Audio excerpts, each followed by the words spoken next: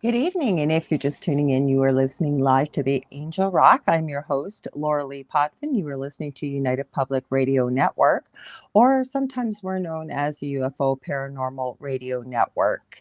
And we are broadcasting to you live out in New Orleans, Louisiana. I want to give a huge shout out to Joe Montaldo, who is the owner of UPRN, as well as he has many of his own incredible shows. One on Wednesday night that he has. He has a Friday night one, The Centralist. He does the Gray Zone Uncensored with the lovely, wonderful Michelle DeRoche on Saturdays. Also, if you are just tuning in and you're listening live and you want to watch the show, please come over to our YouTube channel, which is UFO Paranormal Radio. You can look that up. We are also broadcasting to you tonight from the second of our three channels, which is extraterrestrials, UFO extraterrestrials and gods. I think that's how you say it.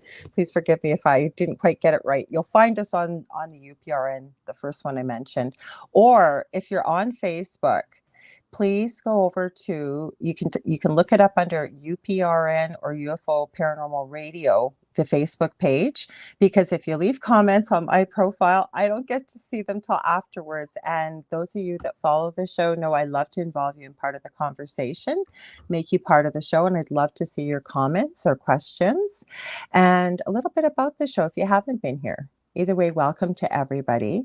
This show, I say, cover all aspects of the esoteric, the supernatural, and a little bit of truth seeking in there thrown in the mix from time to time. And the guests that I have on, whether they're sorry, my mouth is not working. What they're doing either extracurricularly or professionally, they are making a positive change for humanity. A little bit about myself. I'm a Canadian clairvoyant medium, crystal Reiki energy healer, Akashic Records practitioner, a spiritual teacher and mentor, and I'm also a registered nurse. Tonight, we have a wonderful guest for you. I have to give a huge shout out to Gavin Lee Davies. He is the wonderful person for PR with John Hunt Publishing, and he always sends me the best guests, I should say, and tonight is no exception. I'm going to read her bio first. Our guest tonight is named Alessandra Segrado. I'm just going to read what he wrote here. It is certainly unusual to have the origin story of a book founded on overcoming challenges. Alessandra's story, however, is quite unique as the solution arrived at for, sorry, I'm typo here, arrived leading to a powerful, fulfilling life, connecting to all aspects of what is generally accepted. So I'm going to take these glasses off to make the human experience, namely on physical, emotional, and spiritual levels. She grew up as an adopted, quarter Black, bisexual female mystic in a house of strict Salvation Army ministers. I'm sure that's going to give us a lot to talk about. Leaving an abusive marriage and going through a divorce and subsequent bankruptcy, only to face a walnut-sized inoperable tumor growing inside of her brain. And I understand that it was brain cancer, and she's been through this twice. So definitely going to talk about some of the things that she's done to heal herself.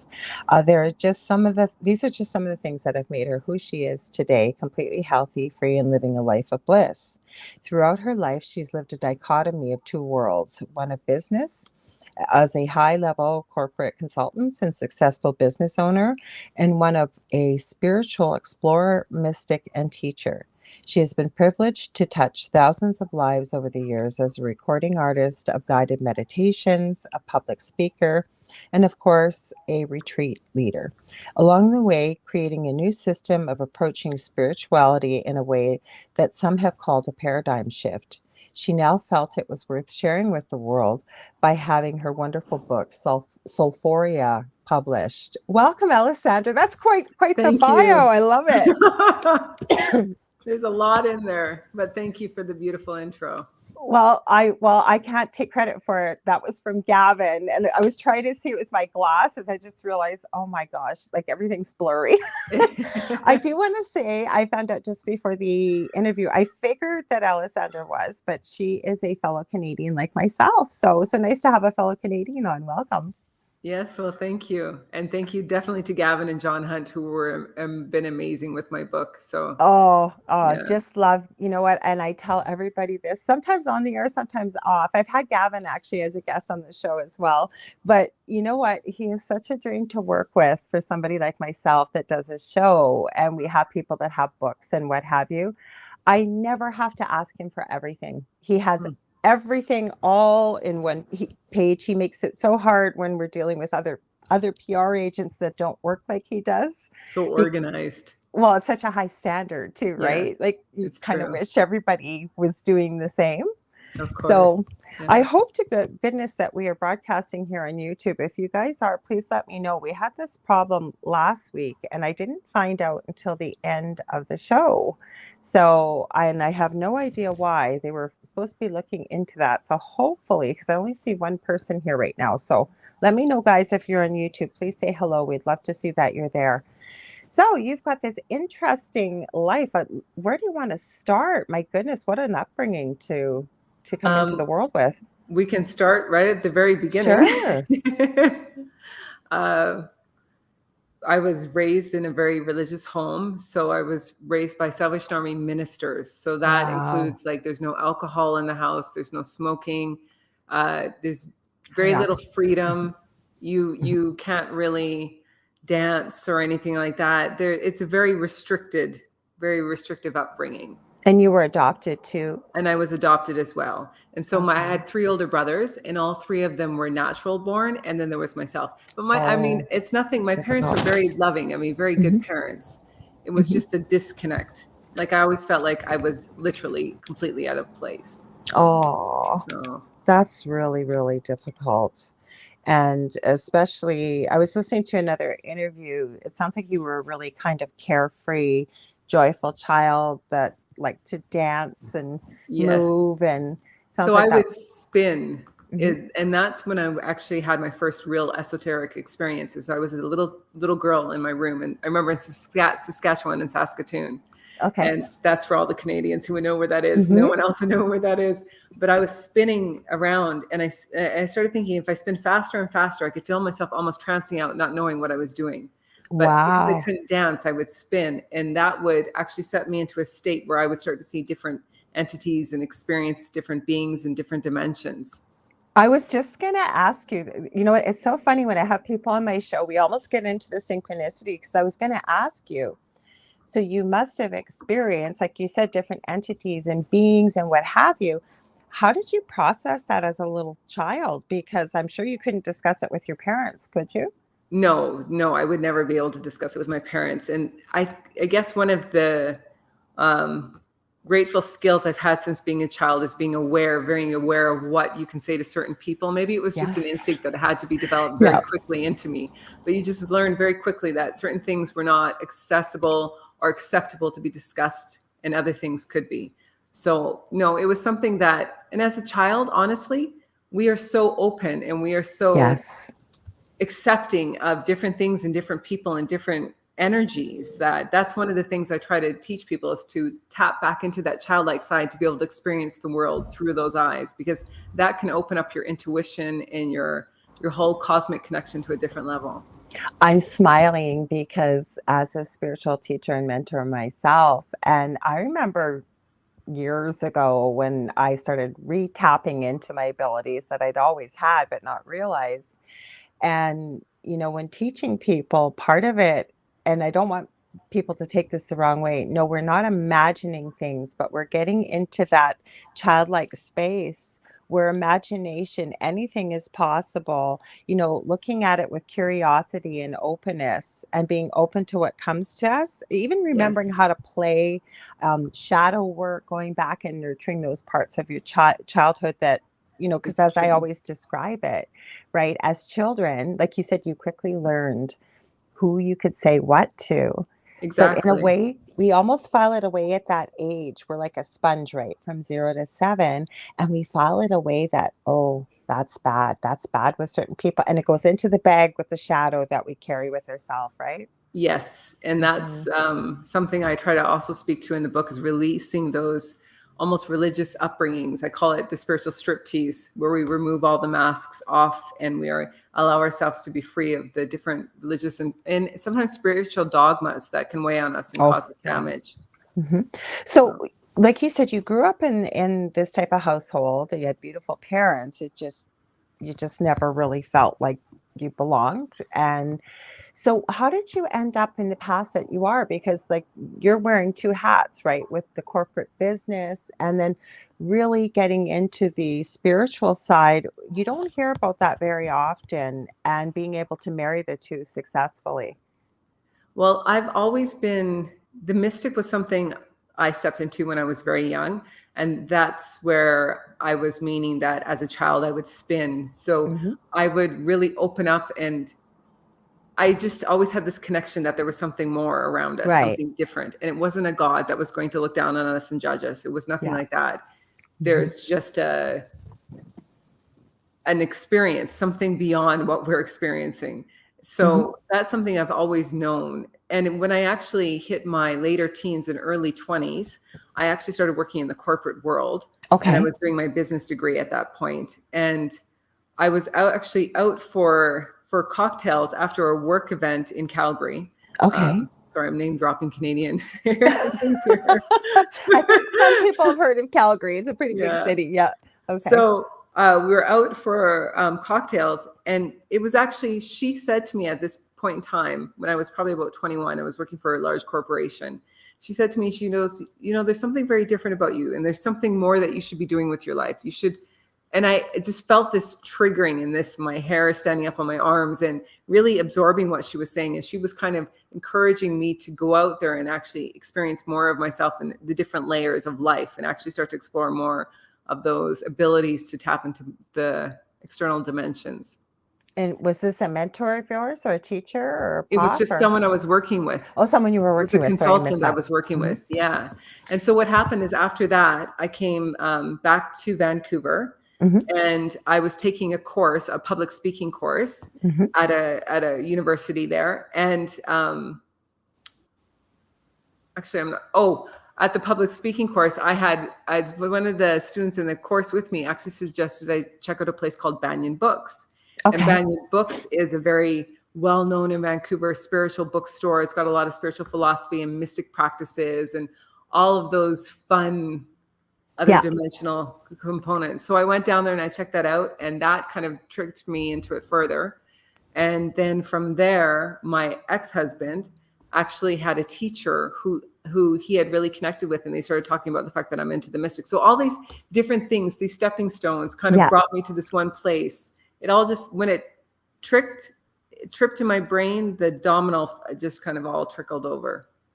I always like to get into this story because everybody has a unique story, how it all plays out. For example, I worked quite a bit in palliative care, but I always say I've been so blessed at the beginning of my career to be there hundreds of times at the beginning of life, working in the NICU and then working out in the community. There was a lot of technical stuff we did, but I really gravitated towards the palliative care aspect, right? Because we get to see end of life. And I have to say, I almost didn't take the job working in the community because I was going to be working in the most dangerous part of the city, low income, lots of murder, rape, you name it was in this. And I was on my own being a community nurse, right? They wouldn't have known where I was for 2 weeks. I only went to my office every 2 weeks.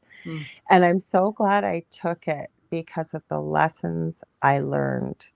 So there was that kind of opened, if you will, the palliative care, a bit of a trigger, because I'm writing a book. I'm writing 3 books, but one of them I'm collecting stories right now from nurses and first responders of the incredible, amazing, unexplainable things we witness at the end of life. So that opened the door. But my experience, the extreme paranormal is what got me on this path. Really? Living in a house that was my partner's he's been thrown 15 feet across the kitchen. You wouldn't believe this is just crazy, this story. And it was in our previous home. We finally left about 2 years ago. We've shared it on TV before. We've shared it with Paranormal Survivor on the Travel Channel. And it didn't quite happen the way it said on TV, but the beautiful thing is it's allowed me to do what I'm doing now, speaking with people like yourself, for example, but listen to your story, and the thing is you listened.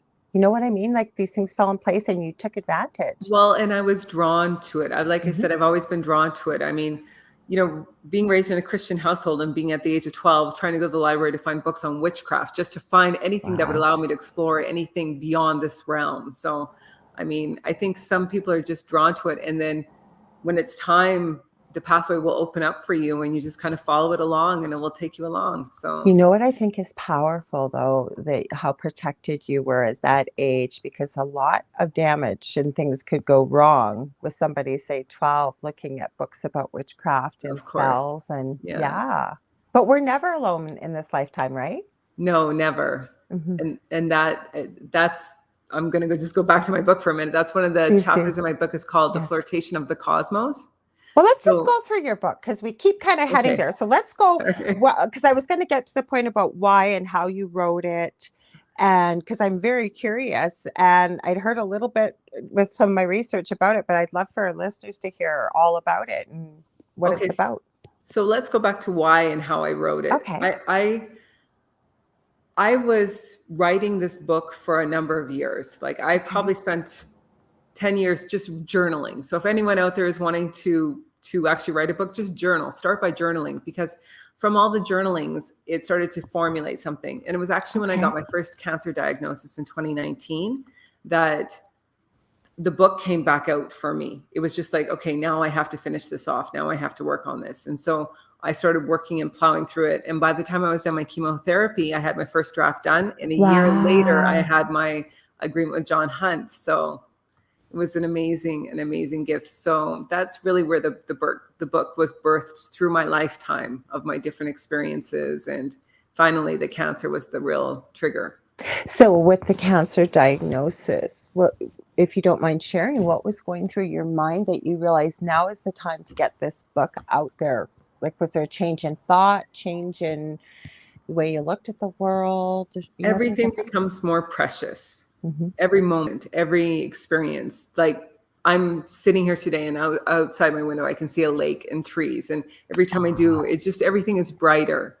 And, I think at that point in time, when I first got my diagnosis, I don't have any recall of my diagnosis. I was in such a state of shock that there was a couple of days where, and then they had to do a brain biopsy. So they actually drilled in and they took a piece of my brain out. So when I woke up in the hospital, I think you start looking at things differently. You start thinking, what have I wanted to do with my life? You actually start looking at it like, what if I only have, because I had lymphoma, and brain lymphoma is very hard to, it's not like there's no surgery or anything like that they could do for it. So you start looking at how you're spending your time and what you actually want to be doing and what you feel like. This is where the alignment of the soul, the body, and the mind really come in. And you're like, okay, I know what I might have physically wanted, what I might have mentally wanted, but what has my soul wanted? What has she wanted to express out through her? And that's really where the book was born from, the birthing moment. You know what, though? I think that's so important, because when we get into this field and, you'll hear many people talk about it, it's about the mind, body, soul. But I think you just hit the nail on the head, because for the longest time, I kept trying to figure out, well, what exactly are you trying to say here? And just what you just said there really makes a lot of sense, because a lot of people don't think about their soul. We take health for granted. We take everything for granted. It's that true. Is great in life, and it's going to keep going on forever and ever and ever. And then you have this major life-threatening health crisis, and you basically took lemons and turned it into lemonade, like, because you did. Yeah. It's true. It's also helped me to realize that power of resilience, which is something else I'm trying to also share out more into the world, is how you can build up your own resilience, because the more resilient we are, the more we can handle, the more open we are to good things happening, because the more risk we're willing to take. So Yeah, that's important. I've listened to Dolores Cannon before, and she just happened to fall into my YouTube feed. I do a lot of resin work and creativity. That's where my thing is, where meditation comes and what have you, right? And it started playing, and some of the things she's talking about when she was alive, we're seeing come to fruition now. But the parts that were really getting to me is listening about the healing, because I do healing work as well. But you're the second author I've had on this month that has had an inoperable brain tumor and wow. is still here today, has written a book. But she was talking about, and I truly believe this, it's part of the message I like to share, is we are so much more powerful, incredible beings than we've ever been taught to realize, and how powerful our minds are, our emotions, what comes out of our mouth. And It's people, true. again, don't realize it. So let's get into your book, because I think that there's a lot of things in there that would really help a lot of people, even just starting out, because we're getting a lot of newly awakened people, I'm finding, over the last couple of years, especially. Okay, so I will walk you through Sure. the book process, because it's almost like I wrote the book so that anyone, wherever they are in their path, whether you've been practicing spirituality and exploring it for 10 years or you're literally just I'm starting out. glad you said that, because I made it sound like a beginner's guide, and it's not No, everybody. And I apologize. I just was marveling at somebody that's so new to this, and everything is just so overwhelming. It just seemed like such a great place to start, but you were right. The whole concept, it's for everybody. it is, Mhm. yeah. So the way the book unfolds is there's 6 parts to the book, and every Mhm. part of the book has a teaching and it has exercises at the I love end, it. because I really wanted to, it's called Soulphoria, Mhm. a practical and provocative approach to spirituality. And I love so it. I really wanted to make sure that people could actually apply it instead of just hearing me talk at them. Mhm. So the first part of the book is called The Flirtation of the Cosmos.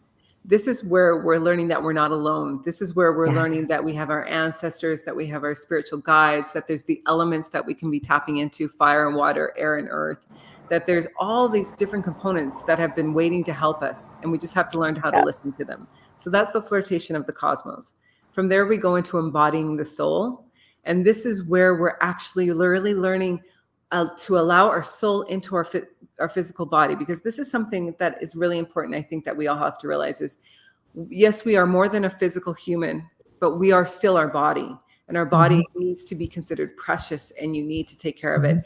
And how beautiful it can be when we actually experience, we allow our soul out to Mhm. experience the world through our body. So that means stopping to smell the roses. It can mean, Yes. really connecting inwards with yourself, but also externally. So it's about that tangible experience and learning how to care for your physical form. So that's embodying the soul. From there, we go into the spiritual striptease. Now, the spiritual striptease is one of my favorite chapters, simply because it's teaching you about how to uncover and discover those masks that we've been taught to wear. Like, I need to be this woman, or I need to be I this talk person, about that lots. right? I didn't realize how much, and we do. We wear different masks in Yes, every role that we play. it's And true. sometimes we wear a mask with ourselves too, when we're not It's being honest or really it's seeing the face in the mirror. Mhm. yeah, it's completely true. And so, religions can have placed those masks on us or taught us that we're not good if we don't currently wear this veil or this specific way of being. So I'm teaching people how to recognize those in the spiritual striptease and how to remove them. I Now, love it. after that, we go into the sublimely naked soul. This one I think is really important, because so often we are taught to recognize and remove the masks, but we're not actually encouraged in ways of how to actually solidify who we've become. So the Yes. sublimely naked soul means you have no more masks on, and you're actually able to go out into the world and share yourself proudly and confidently as the new you, realizing that your relationships may evolve, your friendships may change, that people might come and go because you have evolved and you have changed, and to learn to be okay with that and to be confident and proud of who you are in that space. I think that's so important, because it definitely will happen when and it doesn't have to be a spiritual or mystical journey. It can be anything in life, but when we make a change, for example, I was married before and had gone through a divorce. All of my childhood friends, none of them speak to me. I never had a disagreement with them or anything like that. It was, They weren't happy in their marriage. They all expressed this to me too. They weren't happy in their own marriages, many of them, and so um, they were jealous. They would say they were jealous, and it was difficult for them. But maybe their husband made too much money or whatever, or It's true. Yeah. and I thought, oh my God, like, am I crazy? Like, what is going on? And I've talked to so many people, not just women, it's men too, that they've had the same experience. It's the reflection. When you see in Mm-hmm. someone in something that maybe you would Triggers. like to have for yourself, Mm-hmm. but maybe you're not there yet to be able to access it, it can cause you to Do become you uncomfortable. cover that in that part of the book? Because I think it's so important, but it's I do. a growth. I love it because I haven't heard of many books that do. But when we are triggered by somebody, or somebody really pushes our buttons or makes us angry, there's a message in that. Like you said, there's something within ourselves, I believe, that we are not addressing or looking at, It's and it's true. staring us right in the face. Yeah, Hmm. it's very true. Hmm. The next part of the book is called Becoming a Mistress of Mysticism. I love it. And this part of the book can be for men or women. I've just leaned towards the feminine side. We talk about becoming your child side and healing the child I side love it. and learning how to apply the child side, your teen side, and your woman side. And so often we've forgotten about the teenager. And that's the side I think is really important for people to reconnect with, because I always give the example, not just by healing your teenager, but also think of, like, let's say you're going into a business meeting and you need to be a little bit cocky, a little bit Hmm. on the edge, a little bit bringing yourself out there. You can pull on that teen energy to I help like you that. to go into that meeting for that. So in the Mistress of Mysticism, we talk about the three sides, as well as we talk about ritual and being the creator of your own life. So when you say ritual for people, I'm sure some people out here just hearing this for the first time. What do you mean by that exactly? So you don't have to give everything away in the book, but just sort of in No. generalization. So ritual, I'm referring to talking about putting together like full moon or new moon Oh, rituals, I things like love that. it. Love Yeah. it. So every part of the book, it touches on every aspect that I've just Hmm. said. Now, my next stage will be to I want to develop programs, workshops for each part of the book, Ooh. so that if you pick up, for example, you pick it up and you love the Mistress of Mysticism and you want to go deeper into it, there's only so much I could fit into the one book. So Yes. Hmm. yeah. I hear you. And then It the sounds last like there's many books in there. Yes, exactly. And then the Uh, last part of the book is called Soulphoria, which is just okay. the finale of it. Well, we can talk about it because I think it's important. We're just Okay. going to use a little bit different language because well, go ahead. What maybe we'll just use the word pleasuring oneself instead, just because we're on the hour we are. But I think it's important to talk Okay. about this. So that is actually in the embodying the soul aspect of the book. So Hmm. embodying the soul aspect of the book, I talk about the fact that if you're actually going to consider yourself a beautiful thing and you're going to actually embrace yourself, then self-pleasuring is an important aspect for your soul to connect with your body in a different way. And you Hmm. could reach a different level of meditation as well as manifestation through that. Because if you think about it, when you actually reach that peak of self-pleasure, Yeah. then you have all this energy that's going somewhere. You can Yes. direct that energy into your manifestation and you can apply that, or you can simply bring it back into your body and do healing. And there's a lot of beautiful things that we That's can why do I with that. wanted to talk about this because I don't have a problem talking about it. Just we're kind of on family time zone, depending on where we go out. So I know we had to be a little bit careful navigating the wording because I'm very open about talking about these topics. But the reason why I think it's important, Alessandra, is because there's not many people talking about. I'm getting goosebumps as I'm telling you. It's not even cold.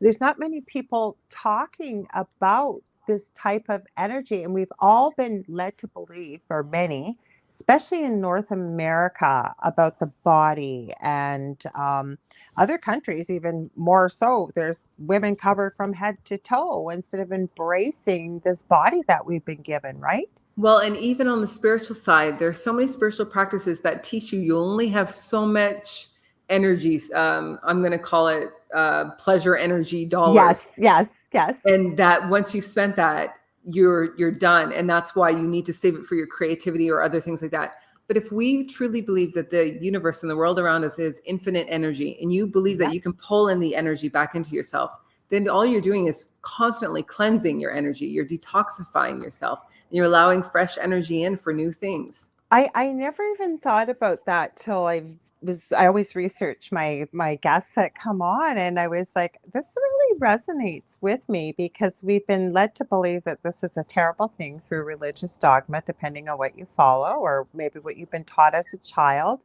Like I have boys and I know little boys. I mean, even in the womb, and I'm not saying that girls don't, but I'm just saying, you know, they've got something there to, and they know it feels good, and they're taught when they're little, you can't be doing this, or you can't be doing this here, or you can't be doing it there. But the thing is, you are right, and one of the laws of the universe is, right, energy can't be created nor destroyed, but it could be transferred from one place to another. So like you said, pulling that energy in and embracing it all, because as I always like to say, even coming from a big pharma background, I always look for something natural unless it's like majorly life threatening and acute and it needs to be dealt with immediately. Because I think that our creator has provided us with everything on this planet that we need, including a body that heals itself. But because of what we have encountered either through past lives, could be trauma, spiritual, could be anything, and we hang on to it and we don't release it, it starts to develop into, as one of my favorite, I use her works a lot, Ina Segal calls it dis-ease or disease, right? Well, and I think there is something in the idea of bringing together modern medicine and spiritual wisdom Yes. and the other Yes. dimension. And when we can find harmony between those two things, Yes. we can find harmony within our physical forms. Mhm. And even when I went through chemotherapy, I went through 15 cycles in total over the last 3 years. Oh, So, wow. and I actually just finished my chemo at the beginning of February of this year. Oh, wow. So Congratulations. thank you. Congratulations. So, even when I was doing my chemotherapy, I would actually spend time talking to every organ within my body. I would talk Love to it. my brain starting first to let it know it would be healing. And then I'd Mhm. move through to my liver and let it know it's going to have to do a lot of detoxifying. And I'd go through Mhm. every system and let it know.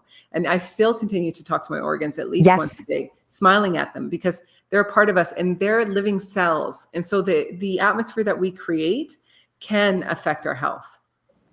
I agree. And the other thing too that I just sent somebody this message today. They're finding the energy on the earth right now. We're seeing I've been running into a lot of people, been feeling a lot of heart palpitations and things like that, right? And they're scared, and I don't blame them when you feel, your heart's pounding and well over 100. And so I've been, again, if it gets acute, you can't breathe, but I'm not going to diagnose somebody, but I always say, maybe you should get it checked out if it doesn't settle with your practitioner. But I've also said, I know these people well that I've been talking to, they go into meditation. Go into meditation and talk to your body. Like you said, ask it, what is the message for you? Because I truly believe that pain or any symptomology that we feel coming from our physical form, that's its voice. Yeah, I agree. I agree. Mhm. And then I think, like I said, I'm surprised you're bringing up Dolores Cannon again, but really resonated with me. And she'll tell people she wasn't psychic. She just talked people into almost like that trance type of hypnosis. And she would call it the collective consciousness that she always connected with thousands and thousands of people. But she said the body was so little is, but she's since passed. But she would say, like, when somebody would come in with a back problem, she would know exactly what the issue was because she had dealt with thousands of people that the subconscious would tell them. And they're literal. You're carrying too much. You feel like you've got the weight of the world on your shoulders. You're juggling a million balls in the air and so on and so forth. I think there is definitely truth in that. I Mhm. think we also have to be careful, though, not to um, turn it around that the person's not doing enough work. And this Oh, is one I of my hear you. concerns Yep. with, like, there's certain philosophies out there that, oh, this, you got sick because of this and this, and that Oh, means you're not no, and I meditating don't enough, it like means you're that not either energy enough. because then we're Yeah, putting and that's blame, and exactly. nobody would ever, ever consciously choose say what you No, have been through. of Mhm. course not. No. And I Mhm. think I find often that spirituality has almost gone a little bit toxic at times. I agree 100%. And it's something I think that it's just to ground it back down. And I mean, one of the other things that I speak about in the book is the idea that so often we can come from a religious background and we drop the religion, but then we adopt all this other spiritual dogma. Absolutely. And it's just replacing. I mean, you may not have a God, but you still have this good and bad, karma, no karma, punish, reward. Like it's still, we're just swapping. And I think that that's not healthy either. It's about, I was wrestling with what she was saying about, I still, again, I always say I don't know all the answers. I don't think any of us will till we transition back home, as I call it. I've studied near-death experiences professionally and personally for about 40 years. I just find it so fascinating. And I believe I had one as a toddler myself. But my point is, that is one thing she talks about that does not resonate with me, that it's all karma. You're creating karma. You're going back. You're just going to have to come back and keep doing it. To me, I kept thinking, what's the point? Like there would be no point to this to me, that you just keep coming back and doing it over and over. So I think that the word karma gets very much misused. muddled. And I agree. Yeah, and I think go ahead. There's just needs to be an awareness about adopting anything as dogma or truth. I mean, unless it's a scientific fact, I think we just have to watch the adoption of dogmas that literally are replacing religious ones, because we're just swapping the players within the game. I have to agree with you. And the other thing, I think we find this in any field, but it's always, what I've got to say and what I'm doing is better than what you're doing or what you're doing, or I've got all the answers. I'm the one. I've often said, if somebody tells you that they guarantee you 100%, run, because we're human. And in the spirituality field, I'm finding the same, rather than recognizing, because I believe we are all here for a reason. And also we are all part of each other, but we all have a little piece, if you will, to add, that there's going to be a message for everybody to hear, regardless of who the speaker is. Your message will find the people that are meant to hear it, is what I'm trying to say. I completely agree with that. Yeah.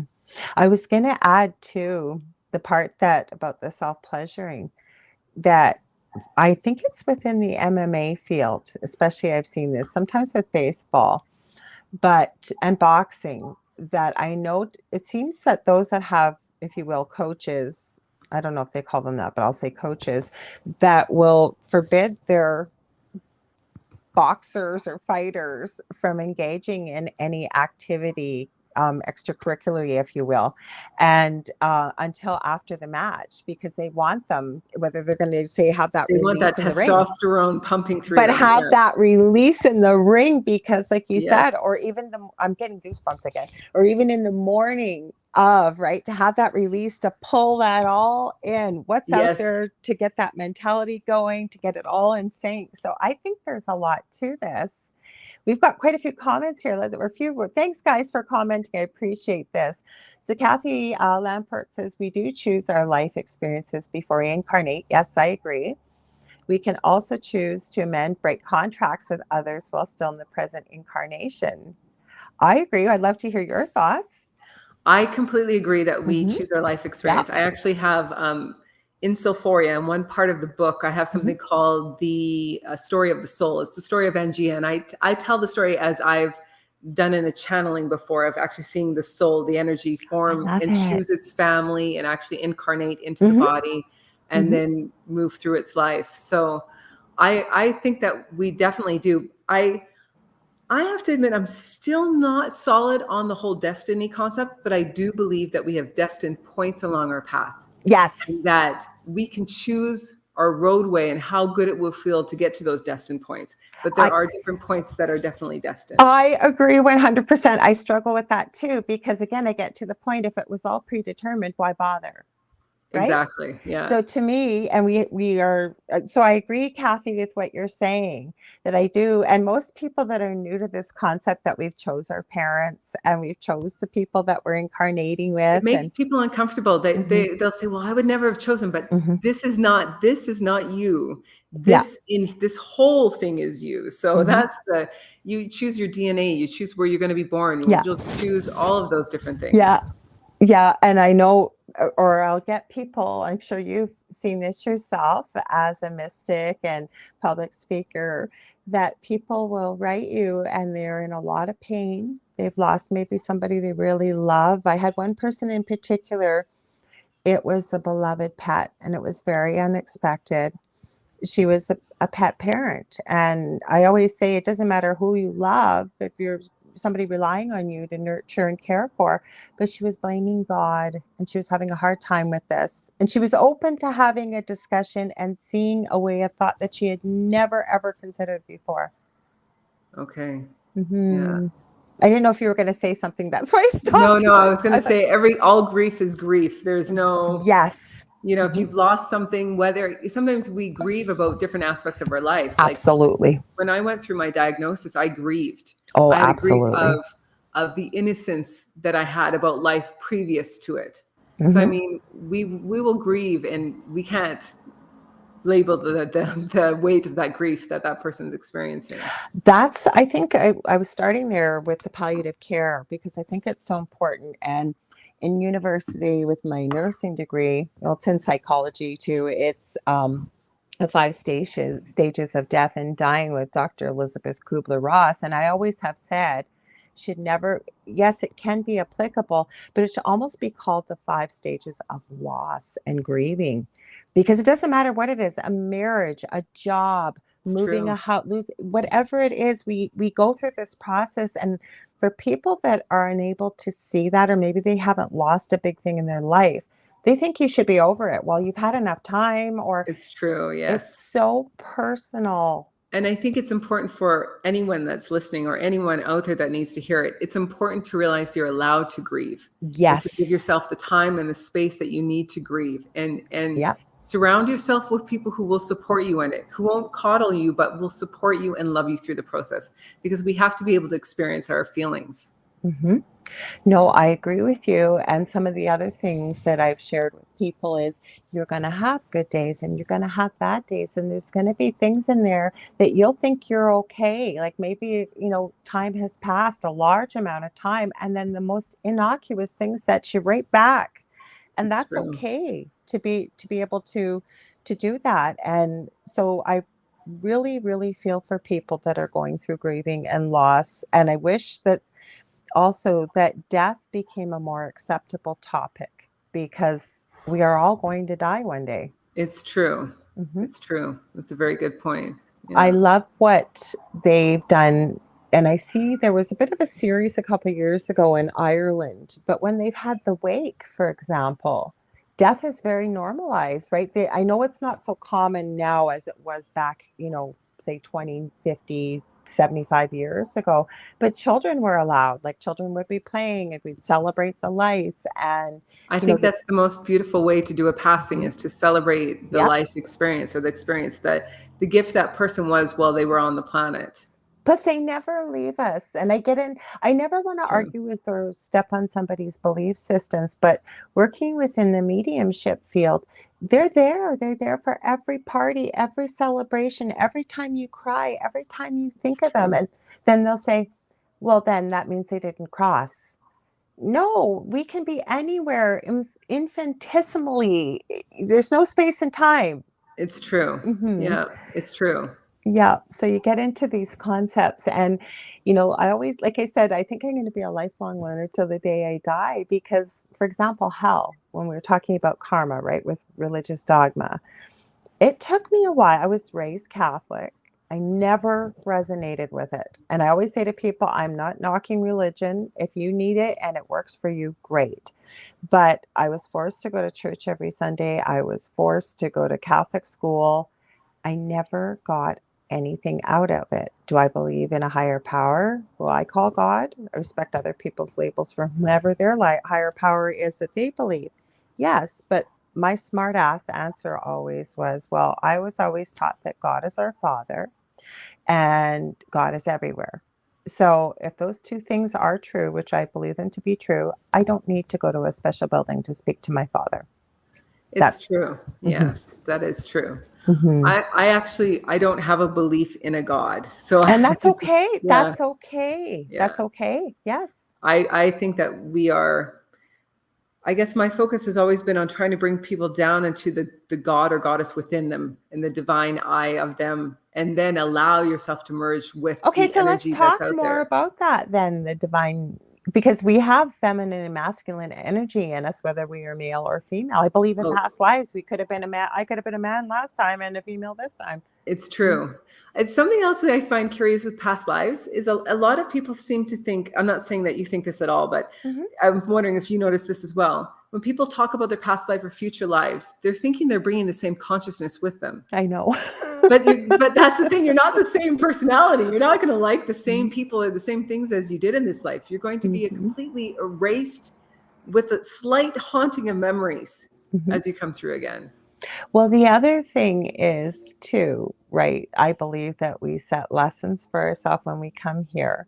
But I come across this concept and I really believe that Earth is a school. There are so many souls waiting to come here because regardless of whether somebody wants to call it their karma, like Dolores karma, canon, or whatever it may be, apparently this is one of the most difficult dimensions to come to. And I would agree because we come in with spiritual amnesia. We come in these clumsy, heavy, fragile bodies, right? And we're fumbling through it. Like it was so interesting to hear because I get into all kinds of different concepts looking at stuff, right? I'm very open minded. But as far as I know, we're one of the few species in the universe that we go to violence. Like we have violence all over the place here, right? It's true. I actually consider it more of a zoo. Yeah, I feel like I'm okay. That, visiting oh, the human yes, zoo. yes, Like yes. it's, sometimes you're going around and you're just like, wow, okay. Yeah, I've never understood it because, and when I've told people this, and I don't say it with an air of superiority or judgment, I always say it's not my job to judge. I have never hit anybody. I've never hit my children. I came from an abusive where, I think it was part of the era of growing up. I'll be 57 next month. And that's, I mean, spanking and slaps and verbal abuse. And like, you just didn't think of the things about how your words came out. And even with that being said, and I don't go to a place of victimhood because I don't even talk about this very often, saying how I grew up, because I always say embrace it all. It's what's made you who you are today. Mhm. But, where was I going with this? Sorry, I'm losing my train of thought as I'm talking to you. I think when I was doing my research and I liked what you were talking about, because again, it resonated with me with contracts. If we've made contracts with people here, it's, before we've incarnated, it's okay to break them here. And I really do believe that.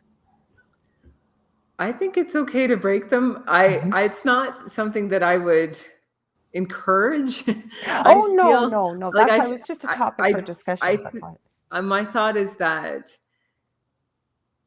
our best pathway that we can live through this life is literally by following our soul path, which means you learn to quiet everything down and tap into that. And then when you can align that soul path with your mind's desires and align that with your I hear physical, what you're saying, that's Soulphoria. That's the point of Soulphoria. and So people, like you said, when we start to evolve and change, we can't expect the people around us to evolve and change. exactly. So it's almost like an And energy principle. Go ahead. I actually feel that too often we feel like we meet people and we connect with them and automatically we think this must be a soulmate or it must be a soul contract or I Oh, I must have have a known them in a problem with past that. life. And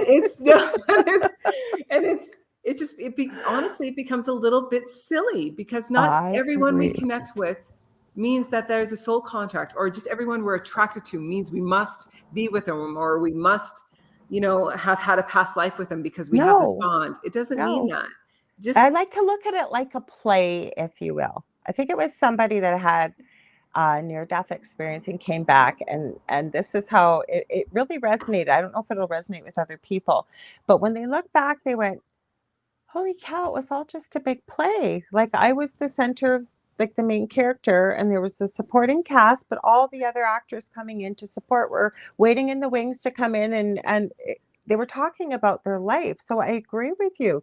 Not everybody you meet, like what is it, twin flame? This is what I get all the time. They've Yes. got to be my twin flame, I or know. they think I know. soulmate I'm is sorry, like but the love of your life. Soulmate can mean lots of things, and not everybody's your soulmate. Or sometimes your soulmate could be your nemesis. Think of this. If your yes, soulmate is the person that is supposed to cause you the most growth and evolution and change, it might be the yes, person that has brought you the most trauma in your life or the most drama. yes, That's the thing. yes. So I think we have to let go, look for your person, the person you want to maybe live your life with, but it doesn't mean it has to be a soulmate. I love that you said that, because again, there's a lot of discussion I find about this, because especially with doing readings with people, and again, I'm not knocking anybody, and I tell them that confidentiality is so important to me, but they usually are about, why am I here? I'm at a crossroads. I'm not really sure where to go, or romantic love.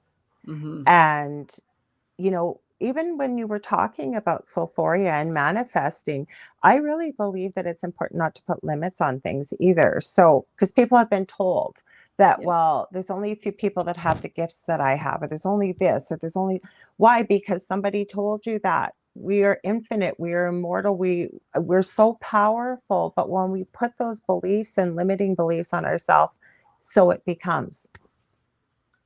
And I think with manifesting, it's important to, instead of focusing on, I know they tell you to be very specific, which I think is good if you're going to perform, if we were talking about feminine mysticism and I was talking about ritual, I would tell you to create a sigil that would be very, very specific.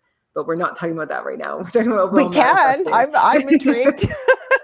But so overall manifesting, one of the most Mhm. powerful things you can do is simply put yourself into the position of experiencing the feeling that you want to create, not the object, the feeling. So if you're trying to manifest a vacation, imagine the feeling that you'll feel. Are you on a cruise ship going through Alaska, or are you lying on a beach somewhere? But put yourself into that feeling and focus on manifesting that, and allow the world or the universe to create for you the best version of that. Because often we limit ourselves. We put glass ceilings above ourselves, and we say, this is all I'm able to manifest. I'm only going to go this high, but maybe there's a lot more out there for you. So You once again, just, oh, go ahead. I was going to say, once again, that's learning to listen and connect into yourself. And that is the number one starting point, I think, for every spiritual journey, is learning to hear You yourself. just resonated so much with me when you said, because at first I was thinking, okay, the feeling, because I'm not a master at manifestation, I'm getting better at it. But when you said, imagine the feeling and create that feeling, and the words that you just used, I could literally picture it. I could see it. And I think that's the hardest thing for people, because there's so many people out there, again, creating limits. And you were right, when we create limits, because there could be so much more out there for us, right? Exactly. Yeah. Mm-hmm. And if you're going to be specific, then be careful with how specific and what type of specific you are, because you may end up creating something that wasn't exactly what you had wanted. Right. I Yeah. agree. The other thing that I've been trying, well, I think I'm getting better at, and I hope that in this field that we all are starting to learn this too, that when you don't get what you want, right, there could be a very specific reason for why. More than likely, it could be something bigger, better, or avoid something that maybe wasn't meant to come into your path. There's a whole bunch of reasons, Exactly. right? I often use the analogy of, if you imagine that you're on a road trip and you're driving down a street and you've Mm-hmm. got your partner with you, or Yeah. whoever's your dog, doesn't matter. Let's say you've got your dog with you. So you're driving down the street, and let's say you have a destination, a very specific destination you're going to. And there's all these cute little towns along the way, but you're too busy. You're focused on this destination. So you drive by them until a tire pops, and you're forced to pull over, and you're forced to go into this destination that you were planning on driving by. And you meet these people, and this beautiful experience happens for you.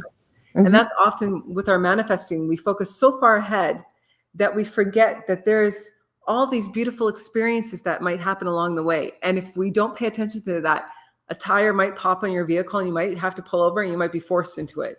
But just embrace it then. I mean, that's... I just love what you said. Hi, Janie. Welcome. She's over in the UK. She says we'll catch up show on the show tomorrow. Said bye. Thanks for tuning in, Jeannie. I know it's late over there. Let's talk more about what you were talking about with Soulphoria and the feminine energy. And I really want to dive into some of these concepts with your book because I think it's a very powerful, really unique book that, like you said, anybody could really use. So which concepts were you Were thinking you of? talking about the goddess and Okay, so in the Mistress of Mysticism component, again, the book I mean, I can go on and on about these well parts so but much. let's, because Okay. you know what, I always say, I didn't say it to you before the show is always about my guest. I said I did tell Alessandra before the show, and most of you that have tuned in before, I just leave it up to spirit wherever it goes. I say, where are we going with this?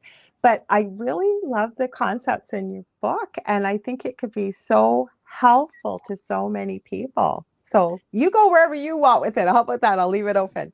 Okay, well let's talk about the feminine. Okay. So with the feminine component, one of the things that I realized when I was writing Soulphoria was that we often focus on, when we think of the word goddess, what do you picture? You picture a woman, usually a woman that's long flowing hair and is an adult female, but we never think about the different aspects of that goddess.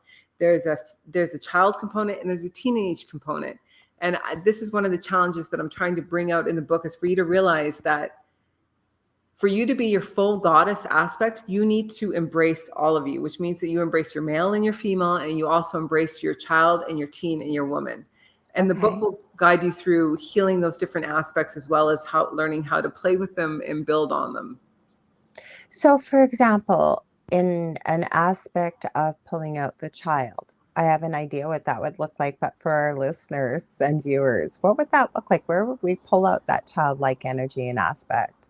So I would, for example, pull out that childlike energy and aspect if I was going into a creative meeting. Okay. So I would need a point of being creative, let's say, and I had to get really colorful and think outside the box, to think like a Okay. child. So Oh, I there would was pull no that. box? Yeah, exactly. To realize there is no box. What are we going to Yeah. do? But Yeah. that's when I would pull out that child side. And to do that, I have a coloring book. And so I will often take time to actually ask, okay, so my child side, I'll say, okay, so what do you want to do today? What do you want to do for the next hour? The next hour is yours. And that's really important as well, to spend that time with your different aspects. Like, you can ask your teen side, what do you want to do today? I mean, don't go do anything crazy, but don't be my teen side. But Yeah. Okay. they're just, so maybe your teenager wants to play with makeup. Maybe she wants to get dressed up and do something crazy. Just let her out and experience what that feels like, because it's incredibly healing and it's I incredibly think I've empowering. been doing that and I didn't even realize it. And no, I'm Well, not trying to act like I'm 20, but you're that's right. Like, good. there's days where, you know what?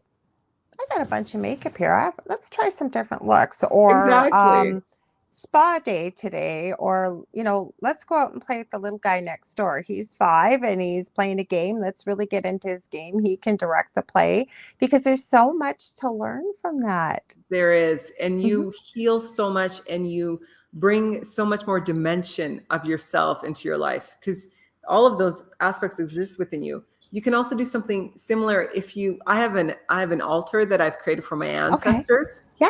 And so what I will often do is, I think it's, if you're going to work with your ancestors, if you're going to work with any guides, take time to commit to them. Actually spend time with them, which means tending to your altar in the morning, waking them up. I will sometimes take a piece off my altar, a crystal that represents Yeah. one of my ancestors, and I'll take her outside and I'll Yeah. sit there and I'll pour a little cup of tea or a little Oh, I love shot of it. something, Mhm. whatever she's wanting that day. And we'll sit outside and I will try to listen and hear what they're passing on to me and have an exchange, because that relationship actually has to be a relationship. You can't just expect the cosmos and the entities to speak to you if you're not actually exchanging back with them. Okay, so for people, and I get this all the time, and I'm sure you do, is people want to know, what are my guides' names? When am I going to hear them? When am I going to open my third eye? And I always try and tell people that we are in communication with them. I said, no, not everybody is clairaudient, or however somebody may want to label it. but we have that inner guidance, and some people do hear a different voice. I'm very, as I say, clairaudient, but I know when it's not myself because the language is a little different. There's I always give this example. For example, you're laying awake at night, you're worrying, talking the global you. You've got this horrific thing coming up, you need a solution, there's no way out, and you're going over and over and over and over and over in your mind. You can't think. And all of a sudden, there's a stroke of genius. It just comes out of nowhere. The answer is there. You follow the advice, and everything turns out beautifully. That's kind of like what it's like trying to hear, isn't it? Or connect. It can be, yes. Mm-hmm. I find that often if you stare at the question too long, it will just kind of glaze over. You've got to almost remove yourself from it. Mm-hmm. Excuse me, and take a small break from it. And I allow don't mean all the time. I just sort of use it as an example that knowing the difference, like we don't know where that's, some people call it a stroke of genius. It's come from somewhere, but they will communicate. The one thing I do believe is that we do need to give them permission, as to say, I want to know you better. I want to connect with you. I want to feel you in my life. I want to be able to hear you. And that's why it's so great to have like an altar or a little space. And it could be a shoebox. It doesn't have to be some grand thing, but just a little space in your house where you're keeping different components of it. You know, the other thing is we have to realize that all around us there's nature. The next time it's windy outside, go outside and listen to the wind and just have the wind speak to you. The next time it's raining, go outside in the rain and allow the water to cleanse you. I mean, there's so many different ways we can connect with the messages that are being passed on with us. It's not always just through one entity. I love it. Can be through all the different elements as well. Drum or dance, turn on some music. It can be any kind of music. It doesn't have to be sacred spiritual music. It can be hip hop. It can be anything. There's a reason why I'm called the angel rock. Okay. Yeah, exactly. I love crystals and rock music. Exactly. So turn it on and dance, and dance with the focus of, I'm going to dance with my great grandfather right now because I want to pull on their energy and learn from them and experience them. Or I'm going to just dance with the insight and the answers that are coming to me, and watch how your body moves and how you shift and change, because often those are where the messages will come from. I got a great tip from one of my mentors that I really loved. And what she used to do, and she had shared with us when I was taking my crystal Reiki, turn on music, like you said. There's another exercise people can do, and sit and listen, but try to hear just one of the symphony that's going on, whether it's the drums, maybe it's the bass, maybe it's whatever it is, or what other notes of instruments could you hear, and try to just focus and hear that. Again, these are just a variety of exercises, and it may not resonate with everybody, but it's doing that fine tuning.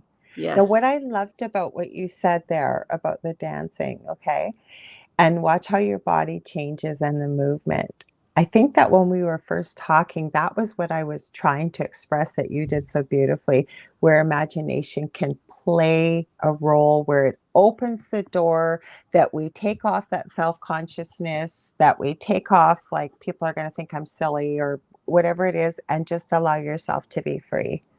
And allow yourself to be silly. If you're silly, be silly. And I'm silly. I'm good. I am too.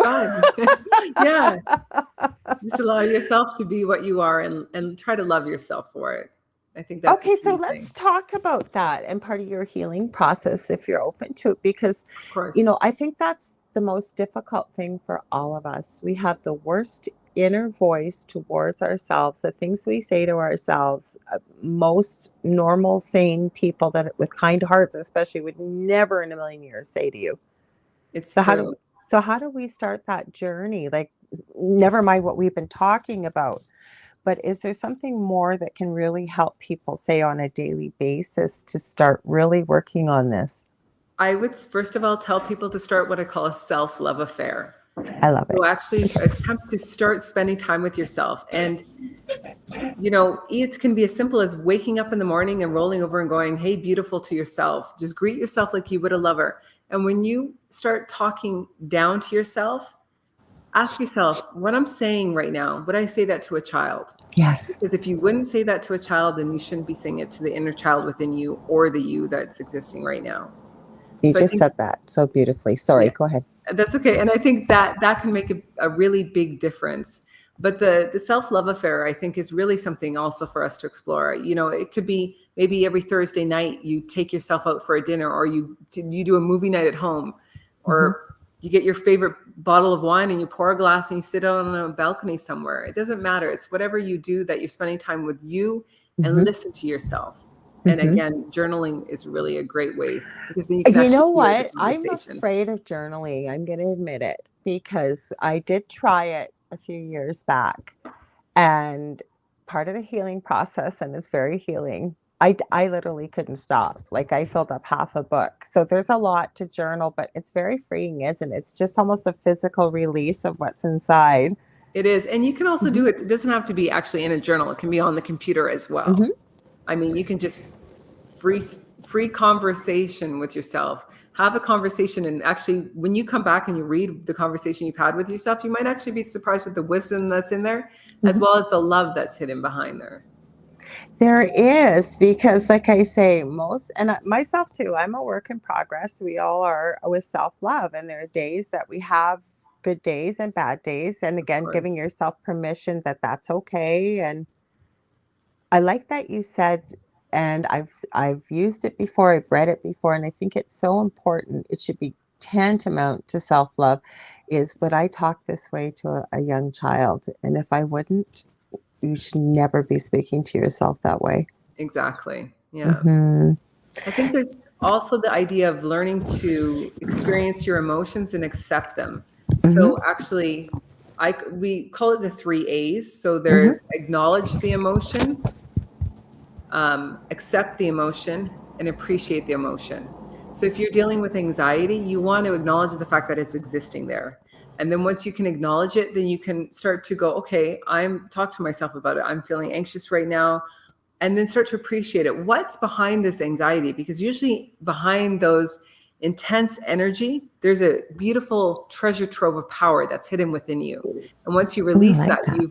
you've kind of allowed this extra energy to blossom within your system.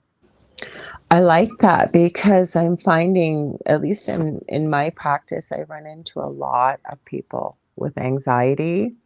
My eldest suffers with that, and I have a son with severe autism. So anxiety is part of our daily world. So again, I can't feel it per se, but the description that people describe it with, and we've all felt anxiety before. I'm not saying I've never felt anxious, Of course. but some people find it so crippling. So I think that this is really helpful for people to hear. Yeah, and even anger, it could be any emotion that you're experiencing. Don't try to push it away. Instead, allow yourself to understand it. Become curious about what your experiences are. Become curious about yourself. I mean, that's one of the best forms of self-love, is self-curiosity. Why am I feeling like this right now? Why am I hungry right now? Why do I want to do this right now? Just become curious. I like that because, yeah, there's, especially I can remember as a teenager growing and always hungry. And how many times have we done this, that you don't find something you want to eat in the fridge, but you're still hungry, but you're kind of bored. So you walk around the house and you I go still back do about that. 10, you go back 10 times to the Still do fridge that. looking, and it's like, Yes, duh, there's nothing new has appeared. I know. The fridge fairies didn't show up today. Yes, the fridge fairies. Yes, exactly. No, but it's true, right? And like I said, I think it's so important to be looking at all these aspects. And it's always been important, like I said in the beginning, especially for me, to understand, why are people talking about incorporating mind, body, spirit, right? Like, what does that mean to people? Are you asking me what it means Yeah, to I me? am. I'm going to ask Okay. you. I know you know. I know. But we've got people out here. This could be listening the first time. Maybe never heard this before. It's new to them, or like myself in the beginning. Well, what exactly does that all mean? Well, for me, it means that we're allowing ourselves to embrace the fact that our spirit is within our body, and our body is our spirit, and our Mhm. mind is, I used to describe it when I used to teach workshops. I used to describe it as, if you imagine that the body is a vehicle, and some of us got Okay. Ferraris and some of us got Toyotas. It doesn't Yeah. matter, but your body Or body's your jalopies. vehicle. which means, yeah, exactly. You want to take really good care of your vehicle. And the driver is your mind. So the driver is what allows the passenger, which is the soul who's sitting in the back Oh, I like seat. that. So the driver sometimes can get off course. The driver can go, you know what? I'm not going to listen to my passenger. I'm going to take the next left turn. And then I'm going to go over that mountain over there. And the passenger is partially asleep because we haven't woken up our soul self yet. And when he does wake up, then hopefully she'll start giving the right directions and we'll get back on track. But when you bring everything in alignment, everything is working together, which means your soul energy is feeding your physical energy and it's feeding your mental energy, and everything is in uniform. And that's where we experience Soulphoria. That euphoric state is when everything is in one. I love that. So how could people use the concept of Soulphoria, to, manifest, if you will, or create a healing situation like what you've been through? Because you've dealt with like lymphoma, being a nurse. That is, well, not that cancer is any laughing matter, but that is a really serious diagnosis. Yeah. And brain lymphoma is CNS lymphoma. Yeah. Yeah. So go ahead. Sorry. I'm going to repeat myself again a little bit here, so I apologize. Okay. But it really goes back to your life force is your essence, your essential I, your soul self, your spirit, whatever you want to call it. It doesn't matter to me. But that essential energy, when you can actually really tap into that and pull that forward and feed all your cells and feed your mental state, you start to heal because you start to experience the world differently. And when you start to experience the world differently, things don't impact you the same way, which means things aren't hurting you the same way. So you're almost, I don't want to say bubbling, but you're becoming the living essence of yourself. Instead of just so you're talking about taking that energy. Well, we're going to just use the word. It's getting later from an orgasm, we'll say. That's what we're talking about for those that may not know that. But you're using that.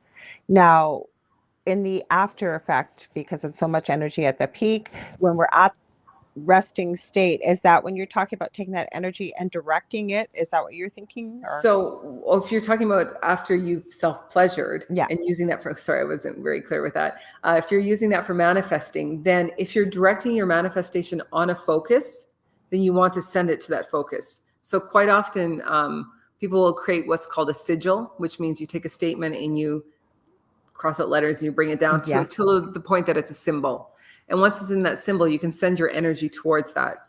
However, if you don't want to do that, if you're focused on self-healing, what I would do is I would see it loop, like an infinity loop, like it loop up and then pull that energy. When you're lying there, just pull it and feel yourself being absorbed back into you, because it's just cleansed itself. It's been released, which means the stagnant energy that we hold within ourselves can be released through that. And that's one of the beautiful things that you can give yourself. Like I said, you have a really unique book out there. And when I had read this, because Gavin always asks first, I said, oh yes, right up my alley. And then I realized there's not a lot of books that there is and there isn't. Because I think in my research, you were going to call the book a different name, right? But it already been taken? It was going to be called Soulgasms. And that's because that was that idea of that uniform and that manifesting through it. However, the name was trademarked, so I wasn't allowed to use it. I kind of like your name better. I like it. It was one of those resilient points. When I got the notice about the trademark, I had just been starting chemo again this past fall. So I was just had my diagnosis, and I was a little bit of a disaster, because to have this reoccurrence and to be told, this may never go. The chemo might not be able to do anything about it, which is what I was told, because it was my second time of having chemo. And then to get this notice, it was like, what the fuck? That's what I felt like. I hear you. Yeah. But like everything coming down all at once. Yeah. But again, pulling on that resilience, and I will ask the question and then I leave the question alone. So I asked myself, my internal, my higher self, what should we rename this? And then I went and sat away from it. And then Soulphoria came together. So, because it's good day, Michelle Pratt from Australia. Sorry, I wanted to give her a shout out. She just said good day. So, sorry, I cut you off on that last little bit. I apologize. That's okay. I was just saying Soulphoria is euphoria felt through the soul. I love it. I love it.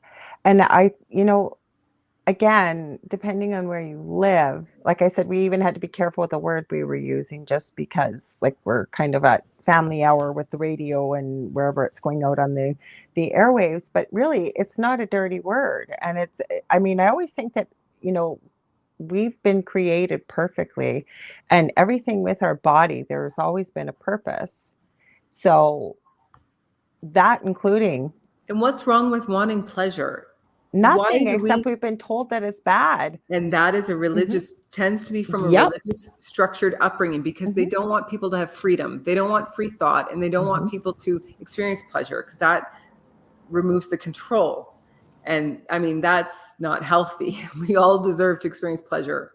So, Well, I think too that, like, and again, part of my message has always been that we are so much more powerful than we've ever been led to believe.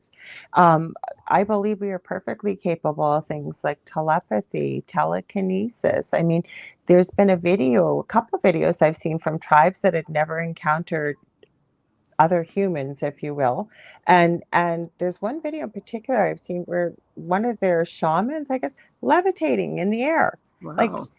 he's not something incredibly different from somebody else. It's again, we're all unique like snowflakes, but the thing is we all come with the same car parts, if you will. And I'm not minimizing us, but I think it's all about the power of the mind, like you said, connecting with the soul. And I think when you merge those two things, Yes, the possibilities are endless. Oh, Michelle's exactly. asking about men or women or both. You kind of tuned in a few minutes late.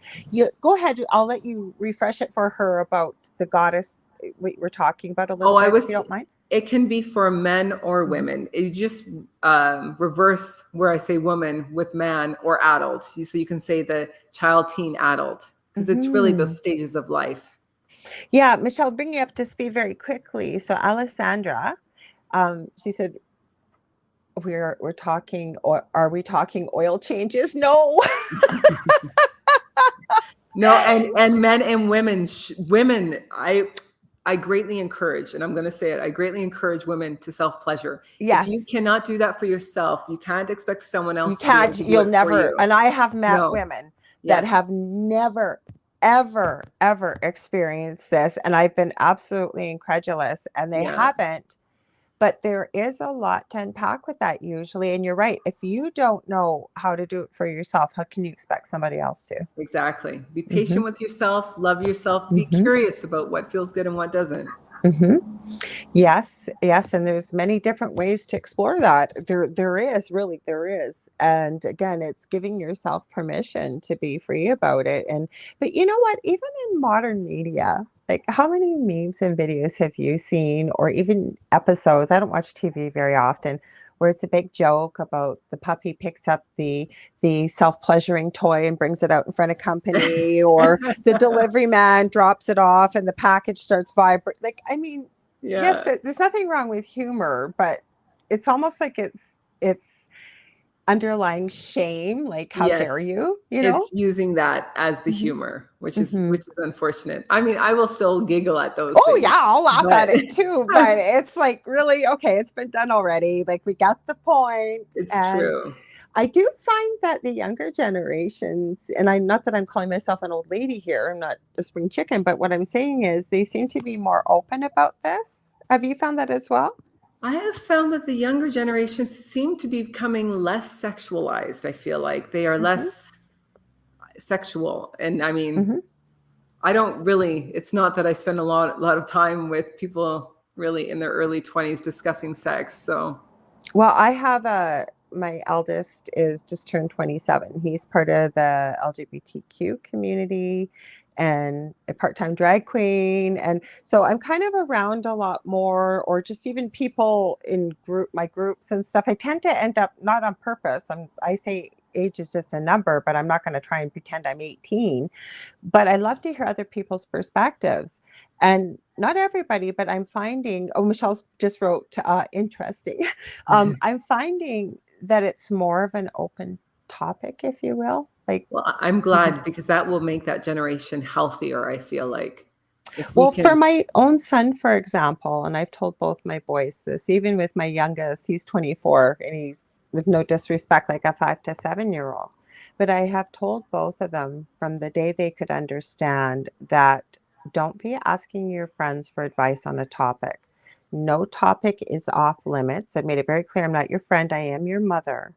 But if you don't know your friends know differently than don't know any different than you do, and if you're not comfortable talking with me about it, then go to an adult that you love and you know you can trust that will give you the right guidance. That's very smart. It's very smart Hmm. advice. Yeah. So we've had many conversations. My son has asked me before what happens during a heroin overdose. For example, somebody, no, there'll be parents out there that will say, you're giving him permission to go out there and do that. No, But you're am I not. really?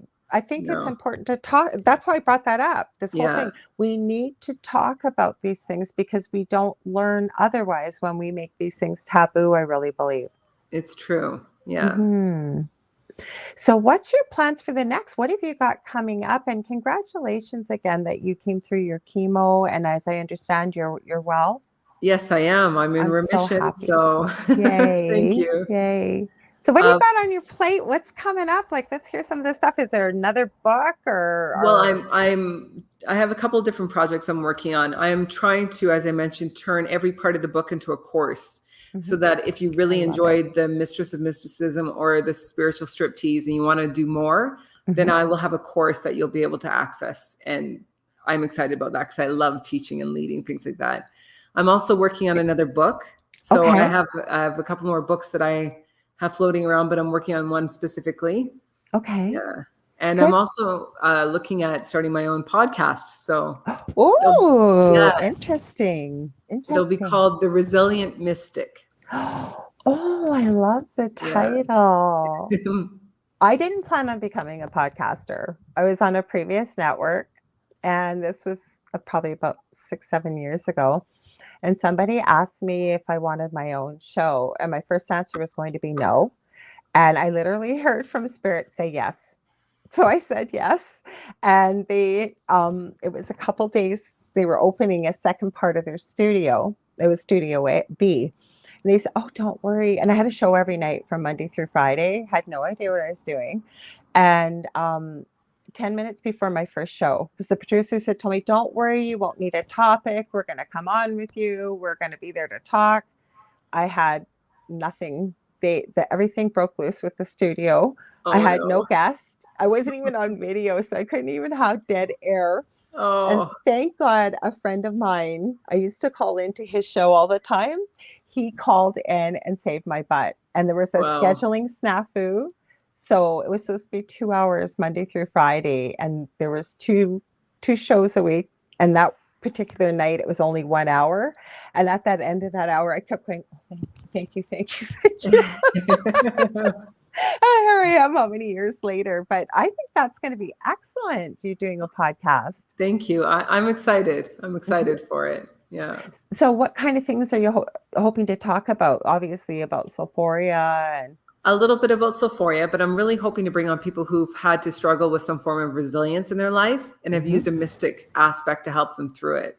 So my thought Mm. was to be able to help people. I really feel like we all need to build our resilience. I mean, and not just immunity wise, but spiritually, mentally, we need to be able to build up a resilience. And I think that resilience can be found within us, but there's also, again, in those different realms, there's different ways we can tap into different intuitive aspects and energetic aspects, the mystic components that could actually make us more resilient. So I'm hoping to coalesce that into interviews with different people. That sounds really interesting because, especially over the last couple of years, what we've all been through, and there's so much divide, and a lot of people have said, nope, not for me. We've seen it.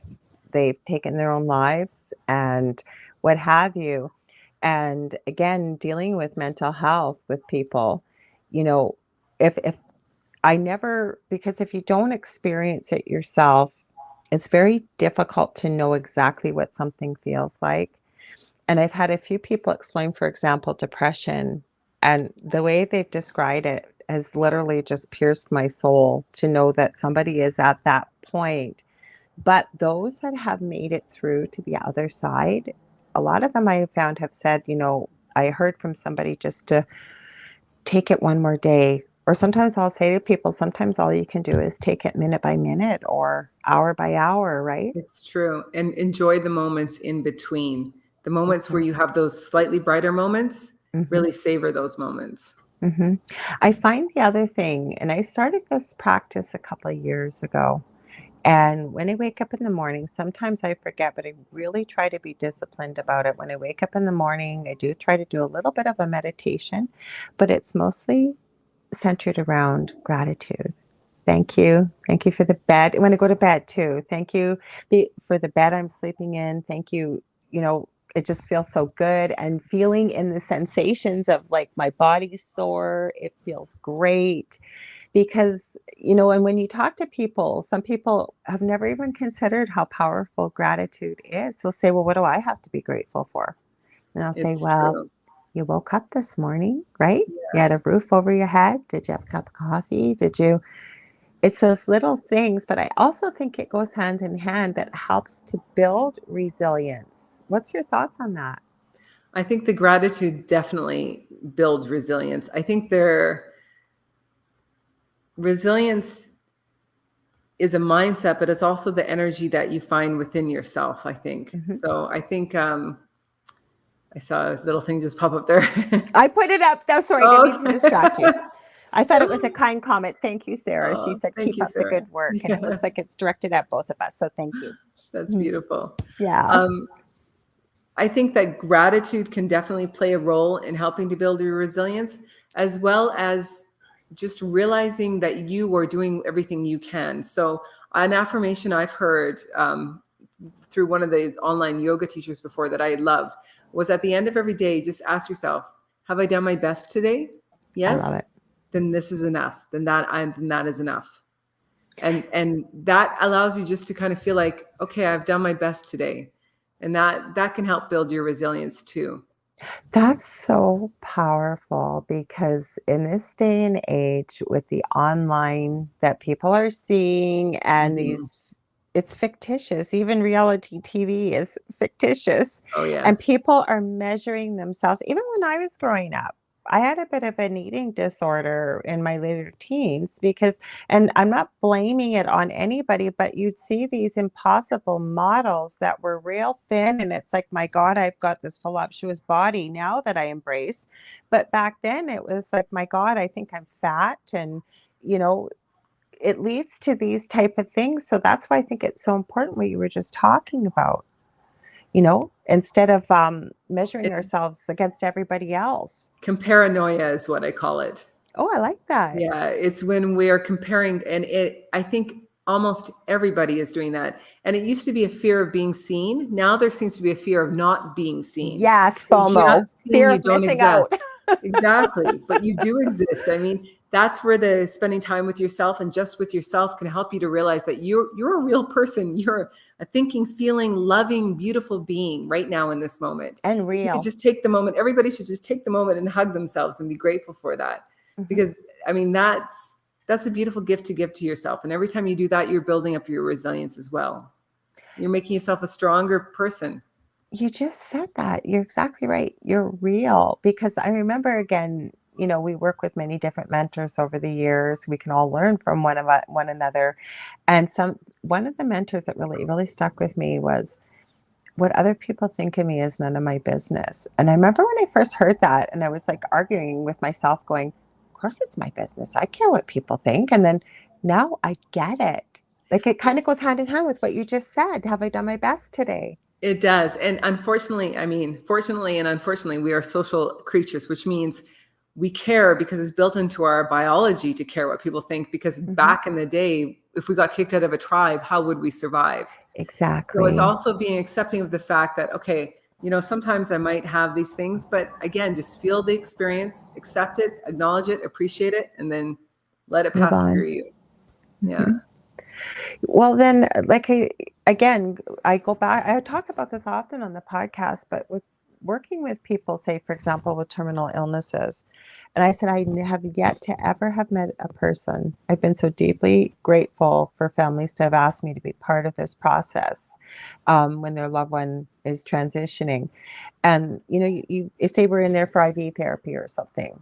And when you're there, you're spending a lot of hours. So you have a lot of conversations. And I have yet to meet a human being, whether they were millionaires or they were from the poorest of the poor, ever say, gee, I don't think I spent enough money. Or gee, I don't think I I did know. this or I did that. Almost every one of them, it was, geez, I wish I had told the people I really love or even just care about every single day, several times a day, how much they mean to me, because they do. Or, it's things like this that are so important. It's true. It's the Mm-hmm. life experiences and the exchanges that we have with other people that really make up our life path and bring the beauty into it. Because you could be alone on a beautiful beach somewhere, but how long are you going to be happy there before you're going to be craving the loved ones in your life? Mm-hmm. No, I agree with that. And I think it's so important to be okay with being alone. I don't know if you run into a lot of people that feel like, I think we touched on a little earlier about the soulmate concept, but it's not even that. It's like that was part of the things people would I say. see your Well, I was cat. going I'm to, sorry. I what's see your that? cat climbing up the back. Oh, It's adorable. welcome to my world. I'm a real person. People laugh sometimes. Well, Dell, my partner, has a show on the network. Yeah, on Thursday nights, a delicious recipe. And sometimes he'll come up here with dinner and I'll say, why do you just do that when I'm on my show? Or the dog will come up like, I'm a real person. That's adorable though. Oh, thank you. I didn't even know she was in here. I guess she's in here. She's making her appearance. She's like, I'm here. I'm here. Hello. Yeah. I always tell her she's not chubby. She's just fluffy. What's her name? Sophie. Sophie. Okay. Yeah, Sophie. She heard me call her. She's very pretty. She's got beautiful green eyes. I have a German Shepherd too. I'm surprised she hasn't done it yet. She usually jumps up and has the tripod all going. And that's adorable. yeah. Yeah. So everybody that watches this show, they all know them. And then my youngest lives with me, Justin. So with the autism, so he'll come in. So everybody knows my whole family. And you'll notice it depends if you do your podcast maybe in a studio or something. But if you're at home and you've got home distractions, it happens. It's true. Yeah. I always say though too, when you watch a podcast, right? Do you care if that happens with the host? Like, I love it. Everybody does. It. I do too. It's fun. It's real. It's relatable, and it's quirky. Like it's cute. Yeah. I like it. Well, then it makes you a relatable person, and yes. I really say it's not my job to judge, but I do try to be real. But again, talking about the masks that earlier, that really resonated with me because we do wear masks. Yes, we do. So what do we do with the book with Soulphoria to help? What do we, with your thoughts with that? Are you integrating them, making people aware of it, or where are you going with that? My hope is to make people discover the masks and the beliefs that they've been carrying and wearing. I love it. And learn to remove them. That's why it's called the spiritual strip tease, because we're literally stripping them off of ourselves until you enter the sublimely naked soul, which is the next part, which is where we're really solidified in that. I'm not talking about running down the street naked unless you really want to. I'm in full support, but just don't put my name behind it. Yeah. Don't put me on the arrest exactly. record. Alessandra encouraged this. I've got a recording. The sublimely naked soul is about just being naked in your spiritual self, your truly authentic self, with no masks and no fears, and actually just allowing yourself to experience outwards. That's a huge thing to do. It really, really is. But and it can be challenging. Okay. Yeah. Sorry? It can be challenging. It can be very challenging for people. Yeah. Yeah, because like I said, as much as you say you've done, I'll meet many people. I've done all the work. I don't need to do any more work. And I think we're always a work in progress. Always. Yeah. We've become boring if we wouldn't need to be here if we were completely done. No, I know that. But like I said, I love the concept of the book. I love it all. So I wanted to touch on the concepts again of the child, the adolescent, and then it's the adult feminine. Is that what you're talking about? The goddess? It's the adult. Okay, so where would we bring that in? The goddess. Pardon? The three make up your goddess. Okay, so where would we bring in our adult? And I know where it is. I'm really loving the concept, but for people just tuning in or listening, that's why I'm kind of going over a little bit because I notice Michelle's just here and a few other people. So can I just comment on Michelle's comment here? You Okay, so comment anytime. That's why I okay. highlight them. So she has said, I love being alone, but sometimes I hate it. And I understand that. And I think it's something else I just offer as an option for people to consider. Are you feeling alone or lonely? Because if you're lonely, that's a very different experience than being alone. And being alone, you can really learn to, like, I can entertain myself for hours when I'm Yeah, alone. And me I'll too. laugh and I'll giggle and I'll just do silly things. And I mean, just be aware, is it loneliness or alone? Because aloneness is a beautiful gift. I like So, that. You have such a way with words. oh, thank you. I was talking to a friend today, and again, it was something we had talked about earlier, and she was saying, well, they live now permanently in Mexico. They're from Canada.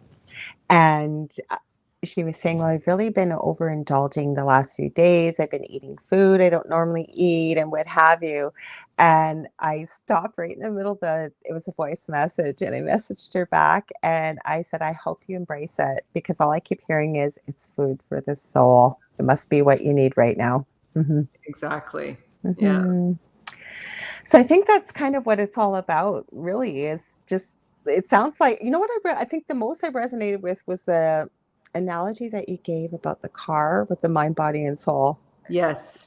I did. So that's kind of, is that where we're going with Soulphoria? Kind of integrating it all, stripping it down, like things that are preventing us from being who, with The idea with goddess. Soulphoria is to leave you feeling so impressively and incredibly deeply proud of your soul self that you don't have to wear masks. You don't have to fake it. You're authentic and you're out there and you're naked in your sublimely naked soul and you're confident in it. My hope is that it will really bring joy to people and make them connected to themselves, so they're not seeking answers all the time outside of themselves, that you can actually trust the answers that you're getting within yourself and trust the path that you're on and live it confidently.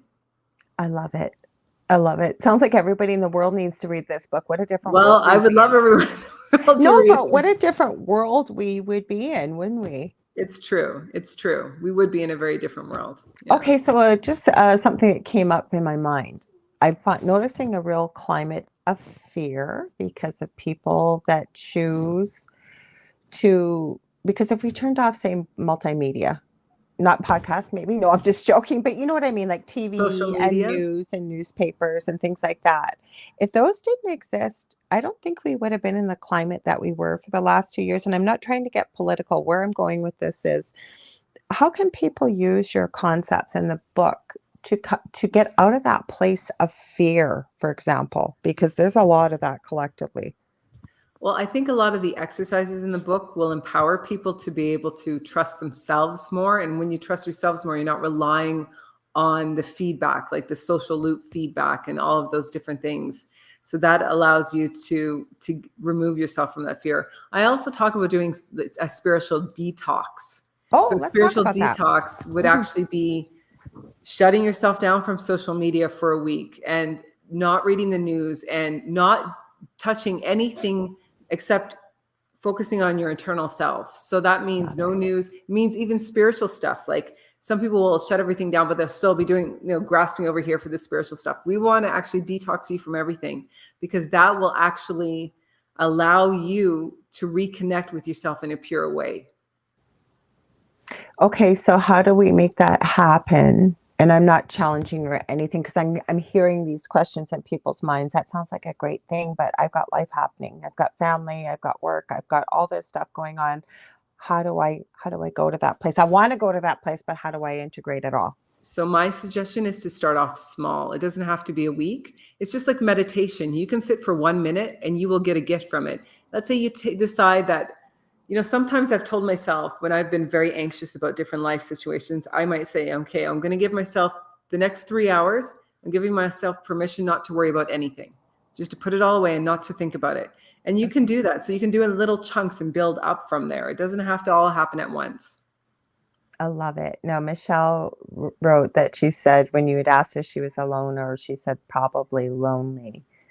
So what can we offer for Michelle from your wisdom? You really do have a beautiful way of saying things, and I'm so glad I had you on today. Thank you. I would say, Michelle, if you Again, spend time with yourself doing things you'd really want to do. So ask your teen side, or ask your child side, or ask your adult side, what would you like to do today? Start with your child, and maybe she wants to go for a hike, maybe she wants to go coloring, maybe she wants to go swimming, but ask her what she would like to do and do that for an hour, and then see how you feel, because you might find that the exchanges between these two aspects can be so incredibly healing. It removes the loneliness and makes you to realize how beautiful it can be for you to be alone with yourself. Do you find that nature can really exacerbate or increase the healing process when looking at, say, being alone and not feeling lonely?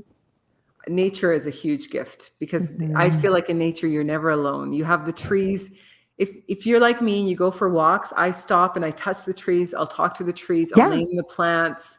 I mean, everywhere you're surrounded by life. And if you're surrounded by life, you're not alone. That's the thing.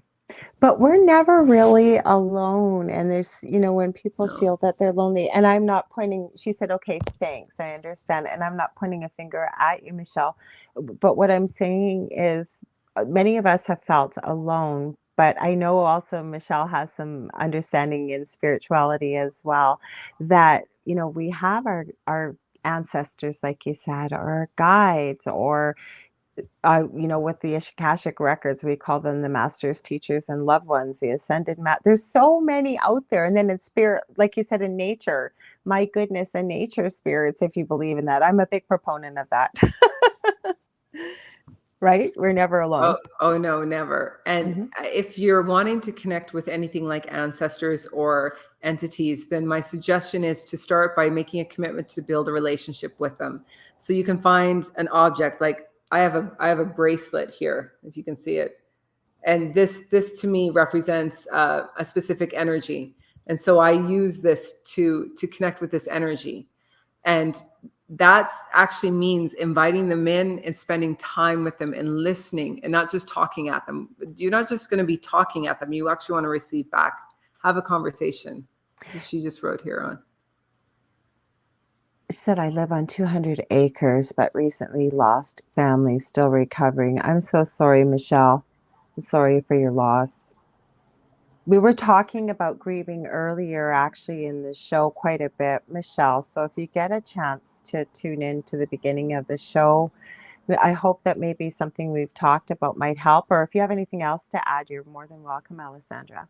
I was just going to say, if she's on 200 acres, if there's plants around there that may mean something to her or she's drawn to, take a walk of the acres and look for trees or plants that you could connect with, and start to treat them like they're your family. Actually exchange with them, and you'll build a bond.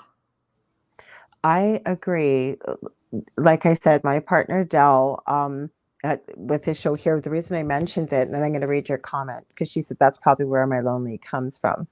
But I was just going to add, and Michelle, you've probably heard me say this before, but I never thought I'd ever have a conversation with him about fairies. He's never disrespectful about what I do, but he is the ultimate skeptic. Well, we have a fairy gnome garden in the front yard now.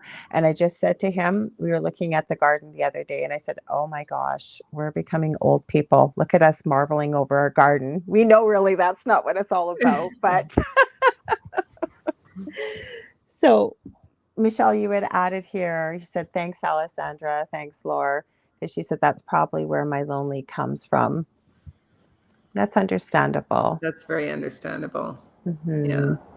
And it would be nice if it would just all go away and we could process it quickly, but there's no timetable with grieving, unfortunately, or maybe fortunately, because it gives us the time I think we need on an individual timetable.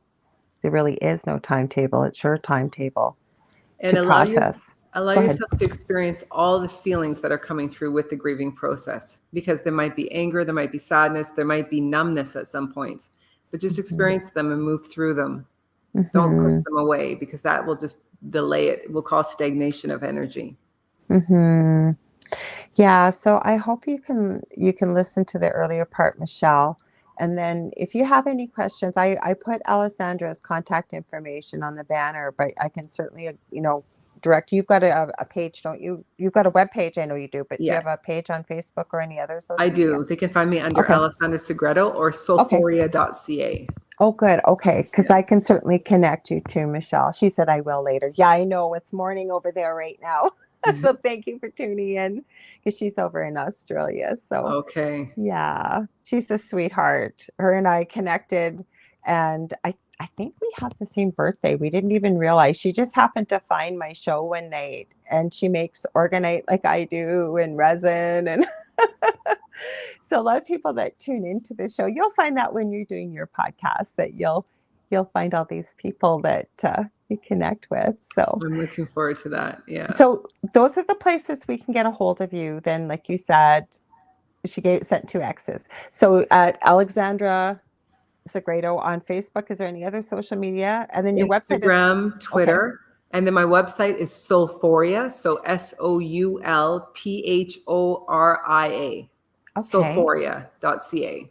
Yeah, that's how I knew you were Canadian when I went to the website Yes. because usually Gavin puts where people are from and he didn't put it. And then when I seen the website, I thought, oh, she's got to be Canadian. So when can people, and no pressure, but when can people look for these classes that you're looking at, incorporating with the book and what have you? I'm aiming for the fall to have them launched. But if they Wow. go to the website, they can sign up for notifications and updates. Oh, good. I'm going to do that too. So, Okay, because there'll be people that'll see this, that'll send me messages and ask me about it. So I'll definitely make sure. great. And And they can get the book on Chapters or Barnes and Noble and all over that the was my place. next question. Yeah. So now with the workbook or the exercises, sorry, there isn't a workbook. The exercises, this is going to sound like a dumb question, but would they be making notation right in the book? Is there space for it, or would This they is the need a book. notebook Sorry. or? I'm just going to show you. This is Soulphoria. Yeah. And actually, I'll just show you. This is very Thank cool. you. I had someone who purchased the book. She made me this beautiful mandala. Oh, that's Yeah. beautiful. But the exercises will have not lots of space, but there is some That's space. why I asked, because Yeah. some people do that, and some people you need like sorry, I didn't mean to yell there. I got all excited. No, that's okay. That's why I asked. So I'm going to end a few minutes early. I don't know why I can't plug my phone in here, you guys, with my iPhone 12.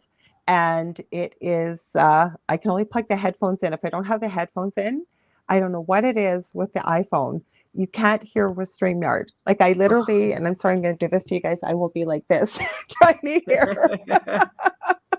And I don't want the phone to die. And we only had another few minutes anyways. But I want to thank you, Alessandra, for being here. Is there any final words you want to add before we sign off?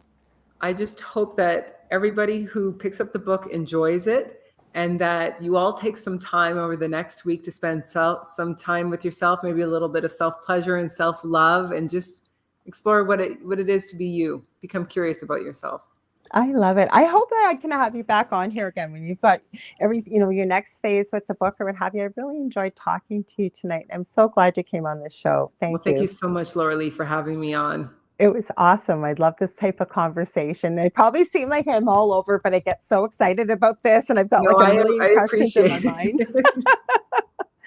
So I want to thank you guys all for being here, either whether you're listening live now or you may be listening to the replay. Please be sure to share our YouTube channel, UFO Paranormal Radio, and UFO Gods and Extraterrestrials, and you can share that with your friends. Also, if you're looking for just the audio version, we are carried anywhere where podcasts or talk radio is carried, such as SoundCloud, Spotify, Spreaker, iHeartRadio. What am I missing? Spreaker, Podbean. Those are just a few, though. Pretty well, if you've got an app to listen to talk radio, iTunes, you'll find us on there. And I want also let you know, if you want to get a hold of me, you can get a hold of me on facebook.com/The Angel Rock, whether that's to book a healing session or a reading. Maybe you've got a guest idea or a show suggestion or questions, feel free to reach out. Also, I have 2 groups on Facebook. All Things Paranormal is under Paranormal University. And then for many of the concepts we've talked about tonight, more esoteric, spirituality, power of the mind, and positivity, the Angel Rocker Tribe. And I'd love to have you be a part of that. I want to send you all so much love and light. Next week, so far, excuse me, I believe yeah, I'm trying to remember the date. Yes. Next week, it's a long weekend here in Canada, which Alessandra will know, or a bank holiday for you, those of you that call it that. I don't have a guest booked on the Monday because I think I have family coming in from Toronto. So either have a replay or I do have some pre-recorded interviews to do. Or if I'm in town, because our in-laws aren't coming and the wife of the couple is a doula. She's doing a doula role. So it's whenever that baby comes. If worse comes to worse, she gets stuck with little old me. Anyways, I send you all so much love and light. We'll see you next week. Take care. Thanks again, Alessandra. Thank you.